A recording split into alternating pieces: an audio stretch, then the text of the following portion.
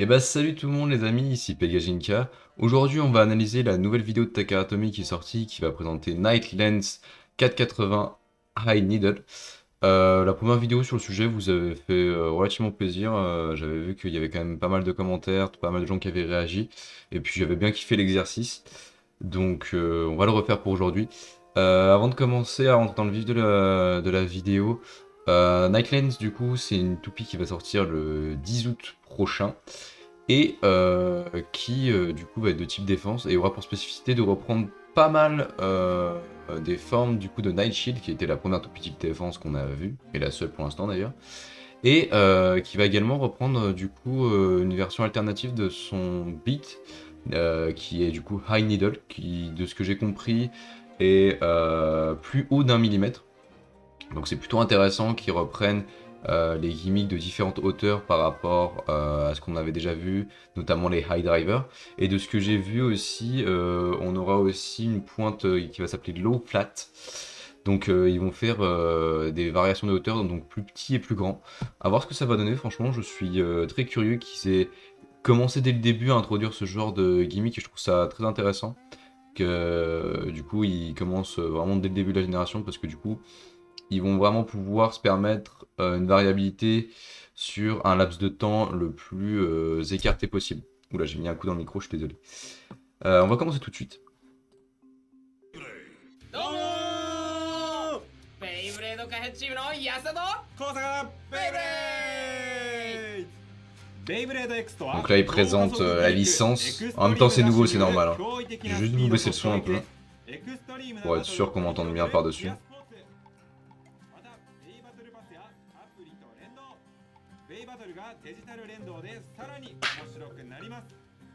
J'ai pas grand-chose d'autre à rajouter en vrai. Hein. C'est que les trucs qu'on a déjà vus. Donc du coup Night Lens, c'est vrai que je sais plus si je l'ai précisé mais c'est un booster du coup.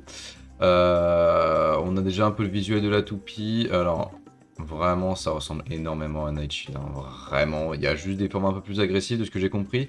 C'est également fait pour avoir des formes un peu plus hautes, étant donné qu'il y a un high beat, je sais pas si on peut les nommer de cette façon. Donc il y a une vraie cohérence derrière cette toupie de booster. J'ai juste hâte de voir comment ils vont justifier le fait d'avoir utilisé un ratchet à 4 branches. Parce que le truc est quand même axé sur un truc à 6 lames. Donc ça aurait peut-être été plus pertinent d'en prendre un à 3. On va voir. ナイトランナイトシール Donc déjà, ce qui est intéressant de mentionner, et c'était ce que j'avais en tête quand j'ai entendu que c'était une Night, c'est que ça a l'air quand même d'être vachement connecté à Night Shield. Donc ça a l'air d'être une sorte de version alternative. Et je me demande si du coup, on aura d'autres toupies de la lignée des Dran, des Wizards ou même des Hell. Ça pourrait être intéressant de voir des toupies qu'on connaît déjà reprendre sous des formes légèrement différentes pour vraiment avoir un jeu dans la nuance au niveau des stats. Donc je trouve que, encore une fois, commencer la génération dès le début avec ce genre de petit gimmick un peu nuancé, c'est vraiment très intéressant et ça donne vraiment que des bonnes nouvelles pour la suite. こういうつながりがあるんです。ベイブレード X のベイの名前はギアチップのキャラクターとベイの特徴のイメージ Ah, alors, bah, waouh, trop d'infos. Alors ça, pour le coup, je l'avais vraiment pas vu ailleurs. Et je découvre la vidéo en même temps que vous, hein, si jamais. Donc, alors, comment il s'appelle? Kiarakuta? Ou... Alors, attendez, je vais réécouter, excusez-moi. つながりがあるんです。ベイブレード X のベイの名前はギアチップのキャラクター Gear Chip no Character, ok. Donc ça, du coup, c'est le... le Gear Chip, du coup, du personnage. Donc, a priori, c'est quand même une partie indépendante, ce truc au centre, par rapport à ce qu'il y a autour. Donc, à voir pour une génération potentiellement suivante, si on pourra les enlever ou pas. Je sais pas si on peut déjà les enlever, ceci étant dit. Moi, ça a l'air d'être dans un seul bloc. Mais à voir si on peut les enlever, je ne sais pas.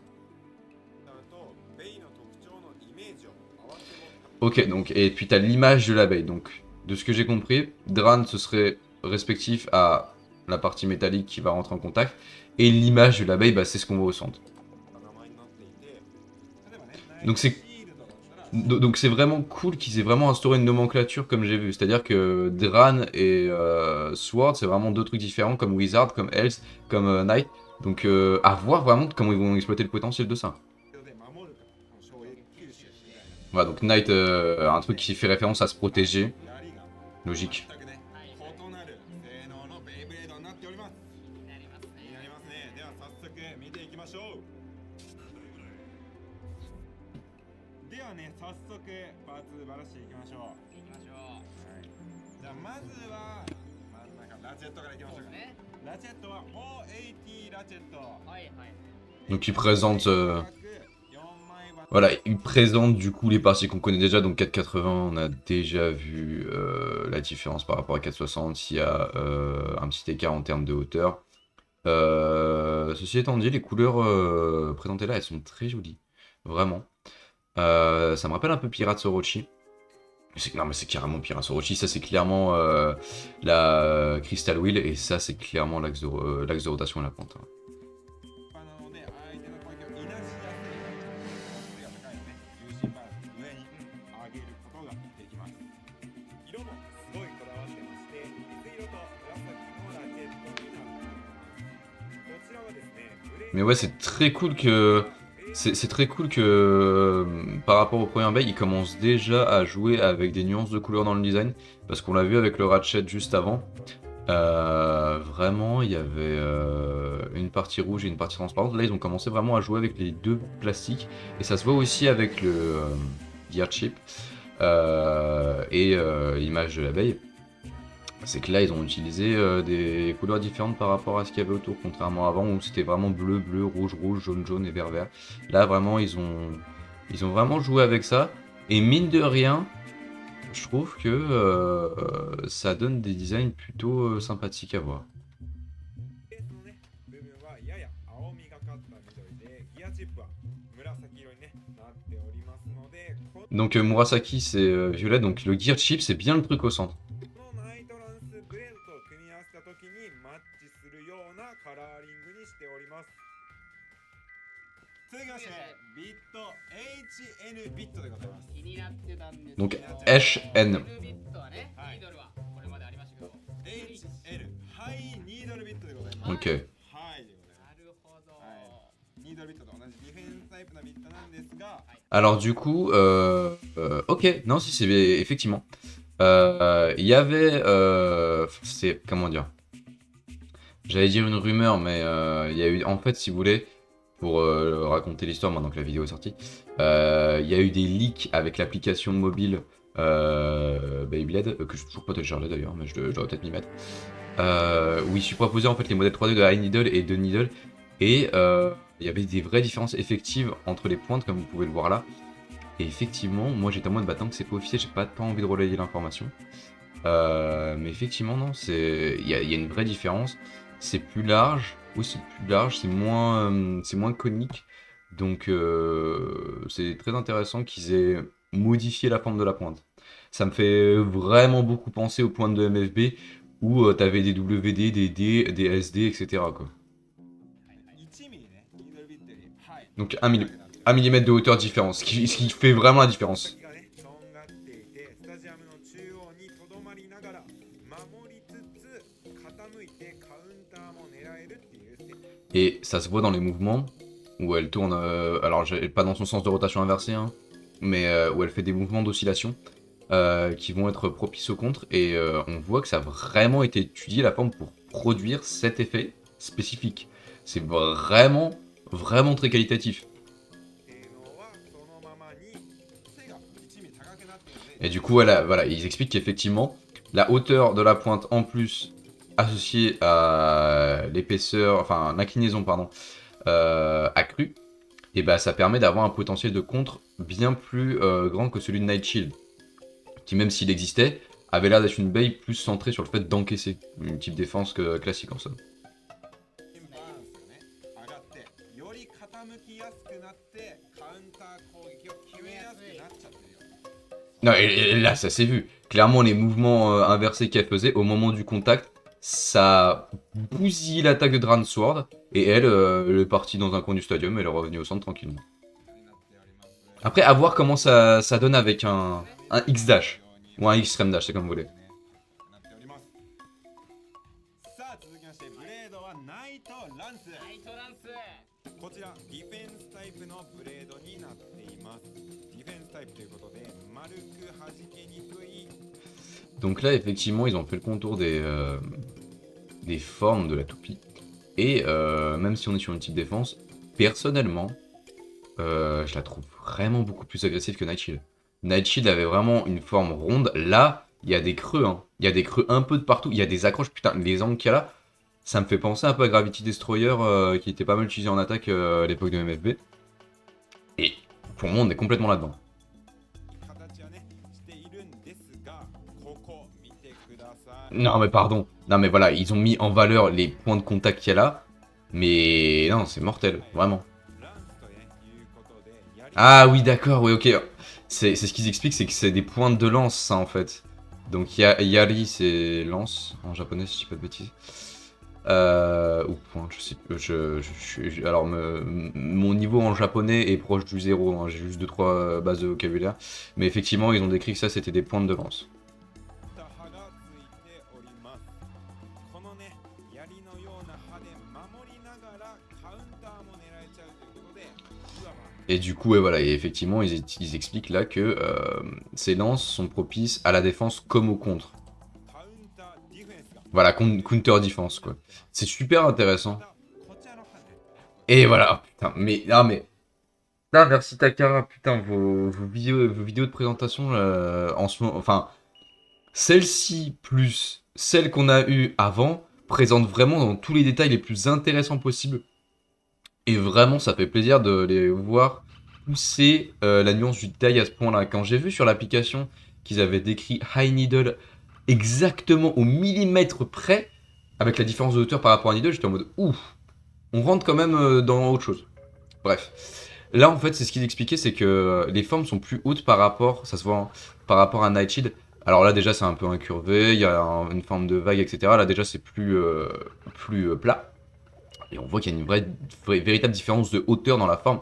Donc effectivement, c'est fait pour contrer à ce potentiel de contre et pour entrer en affordance, en synergie, c'est mieux, avec High Needle. 比べてみると分かるんですが、他のブレードよりちょっと高い位置に確かに。 Ce que j'expliquais. 刃がねついております。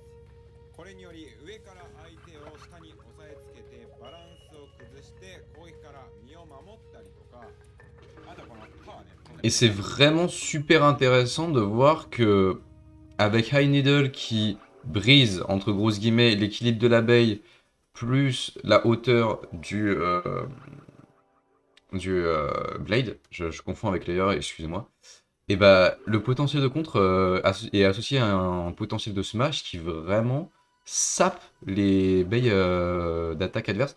Je trouve, j'y viendrai certainement dans une conclusion après la vidéo, mais je trouve que la nuance qu'ils mettent dans les types de baies pour l'instant est exemplaire. Pour l'instant, c'est exemplaire ce qu'ils font avec Beyblade X, j'adore. メタルになっているので重い、そのメタルが重いので重心が上に上がって重心が上がるとやっぱ傾きやすくなるので、傾くことでこの刃の天面の部分で相手にねカウンター攻撃をしちゃうみたいなこともできちゃうブレードになる。 Ah oui!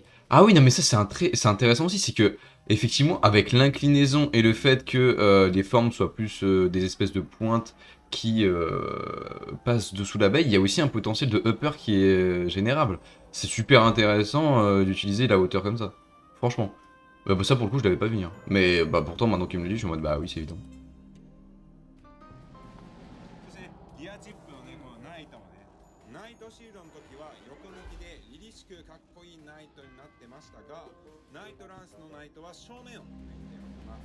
Ouais, donc du coup, ouais, bah, ouais, j'imagine qu'ils expliquent le design, que là on le voit de face, là on le voit de côté. C'est vrai que c'est intéressant de voir que là c'est la même crête en fait. Donc c'est le même chevalier mais vu d'une façon différente. C'est très, ouais, c'est très cool. À voir du coup s'ils vont peut-être faire une Dransword de côté, enfin peut-être pas Sword du coup. Un Wizard Arrow pareil, de 3/4, je sais pas. C'est intéressant de voir qu'ils ont pensé leur design à ce point-là.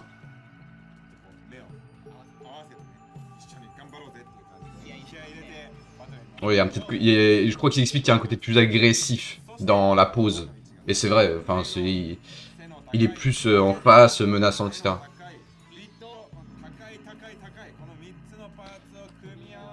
Ok, alors, fair argument, ils expliquent que les 3 parties sont plus hautes, sont les parties les plus hautes qu'on a pour l'instant, donc ça, c'est la cohérence de l'abeille. J'admets. Mais il y avait un 3,80 les gars. Pourquoi avoir pris 4? Là pour le coup ils ont toujours pas expliqué ça. Alors après c'est peut-être juste un choix, peut-être aussi pour, j'allais dire coller au potentiel défensif de l'abeille, mais pas vraiment, vu que là ils mettent en valeur le côté contre-offensif justement. Et ouais ça aurait été, je sais pas, peut-être pour générer un déséquilibre volontaire. C'était pas impossible.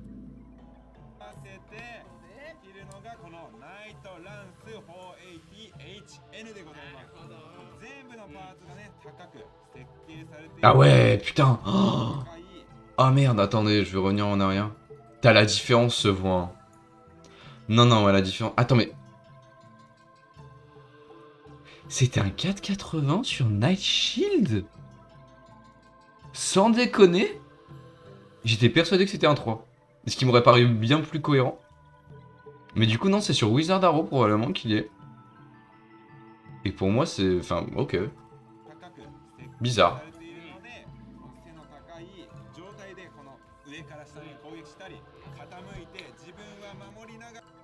Alors, attendez. 80 ratchets, 60 ratchets... Ok. Ok, donc 60... Ah, mais putain, oui, ils font les 3 nuances d'auteur. Oh, c'est super cool, ça. Donc là, ils expliquent que là, t'as un ratchet 60 avec un bit de hauteur normale. Là, t'as un ratchet 80 avec un bit de hauteur normale qui est un peu plus haut. Et là, t'as un ratchet 80 avec un high bit, ce qui est bien plus haut quand on compare à la Hellsight. Très très stylé. Très très stylé. Non, il pousse vraiment le bail super loin. Et d'ailleurs... Hop, je rentre vraiment dans les détails dans mon analyse, hein, donc excusez-moi, ah on voit pas bien ici. Ouais là on voit pas mal. Il y a vrai... Et les parties métalliques sont vraiment plus hautes que la moyenne parce que là il y a un véritable écart entre le ratchet et le blade, alors qu'avant c'était vraiment collé.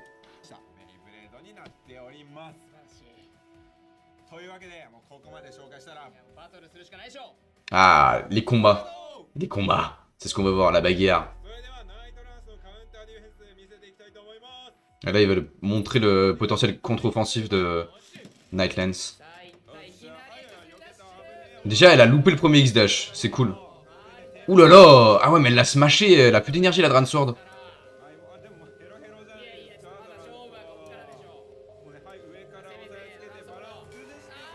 C'est stylé. Non, non. Non, non, c'est stylé.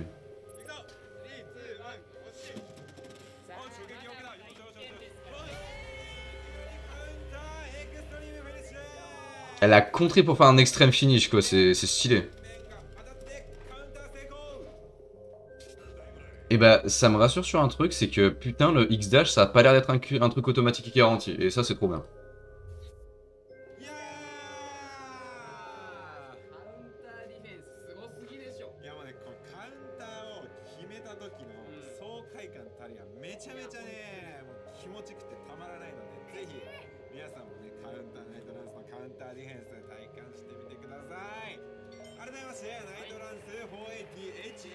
Donc ouais, le 10 août.